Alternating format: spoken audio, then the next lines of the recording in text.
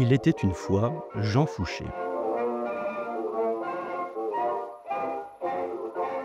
Artisan dans l'âme, le jeune Fouché réalise des épisodes des aventures de Guignol et Barbarin avant de s'engager dans la post-production de films. En créant un générique en miroir pour Richard Fleischer en 60, puis un générique oiseau la même année pour Henri Verneuil, Fouché se fait un nom au sein du cinéma. Formé à la typographie, il conçoit les étiquettes d'ouverture du président, transformant le film en document imprimé ou en cadeau ficelé.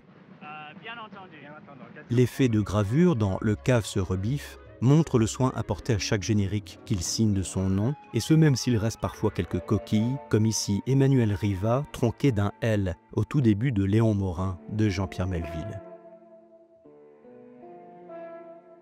L'ouverture de l'année dernière à Marienbad joue sur un beau sentiment de relief, en dépit d'un banc titre mal ajusté, qui donne ici ses lettres bombées vers la droite. En 1962, Fouché lance Cartouche, accompagné de la musique de Georges Delerue. Là encore, il revendique sa signature d'auteur de générique, bien que remarqué à peine par le grand public, comme par les historiens jusqu'ici. La même année, il anime le titre « Colère », écrit par Ionesco pour le film collectif « Les 7 péchés capitaux ».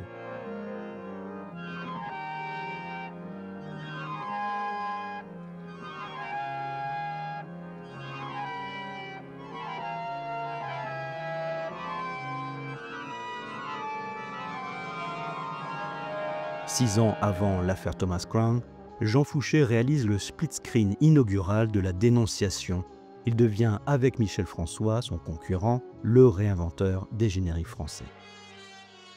À l'origine d'ouvertures de films populaires, signés Verneuil, Dassin ou Molinaro, Fouché assiste aussi Jean-Luc Godard sur Vivre sa vie, où il est cité ici en tant que truc au sein du générique. Pour Godard encore, il signera le générique de fin de son sketch Anticipation au sein du film collectif Le plus vieux métier du monde.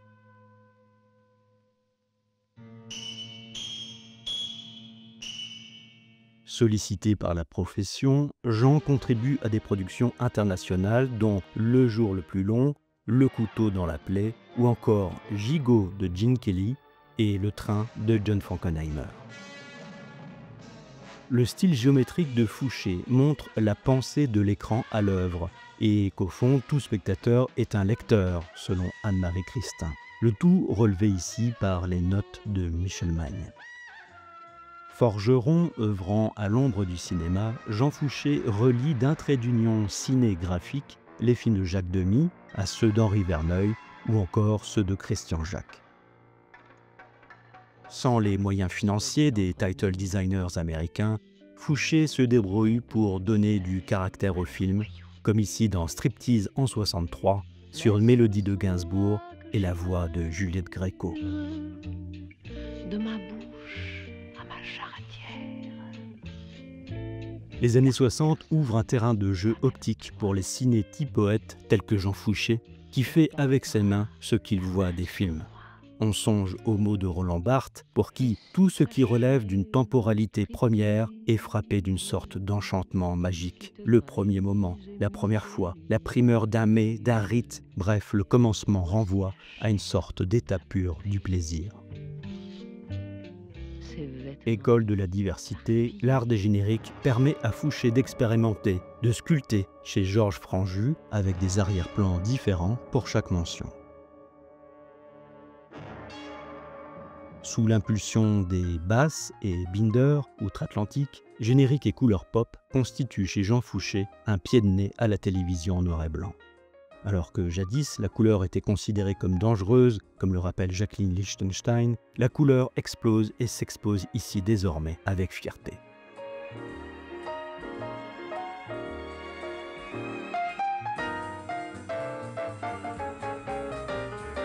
L'œuvre scripturaire de Jean Fouché, c'est aussi des génériques diégétisés dans les décors des films. Ici par exemple dans Monsieur de Jean-Paul Le Chanois en 64.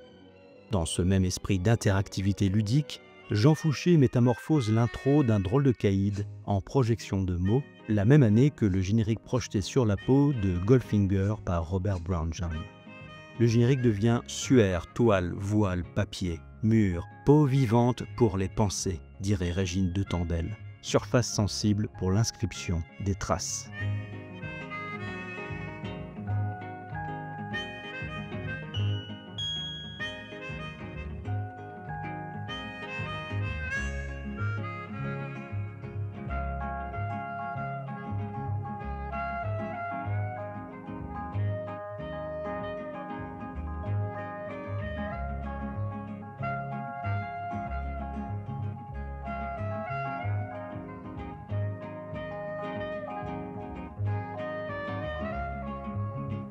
La très riche filmo de Jean Fouché comprend de nombreux films cultes pour Pierre Étex, Gérard Houry, Philippe de Broca, Jacques Deray ou encore François Truffaut.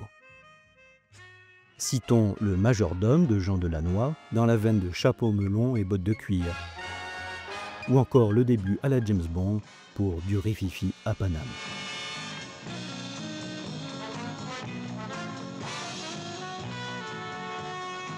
Générique anamorphosé pour la 25e heure, générique sous forme de coupure de journal chez Lelouch dans Vivre pour vivre, générique en split screen dans Ce sacré grand-père, générique animé à la Lardani dans Le cerveau de Gérard Houry. Jean Fouché compose aussi celui de la série télé Arsène Lupin, toute une époque.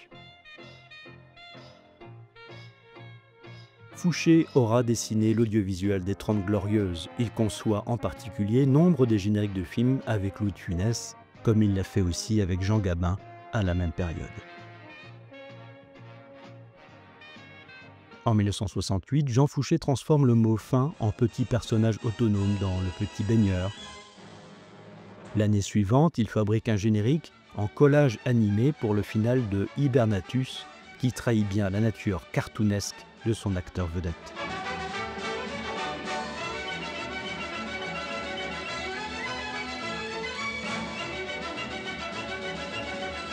Il avait déjà joué avec l'art du collage en 1962 pour Le gorille a mordu l'archevêque, donnant vie et relief au nom à l'image.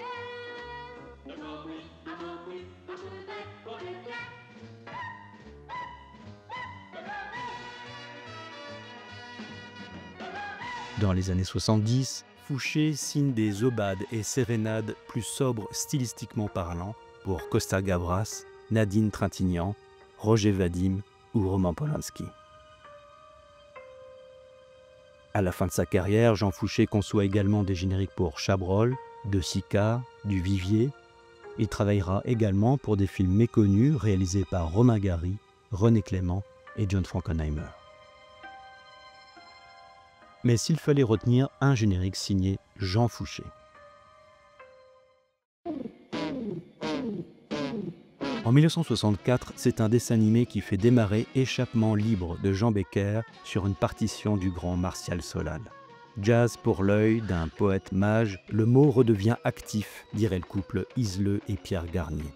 Leur manifeste de poésie visuelle s'applique ici à la lettre, car le moyen technique employé crée la poésie autant que le poète. Le nom déchaîne tout le psychisme, il introduit l'orage. Et si la phrase est l'état de civilisation des mots, le mot n'existe ici qu'à l'état sauvage. Le poème Liszt fait ici de la lettre non un outil, mais un être à part entière. Bref, le générique entre les mains de Jean Fouché, comme dignité de l'artisanat, personnage émancipé, poème spatial qui ne dit pas son nom.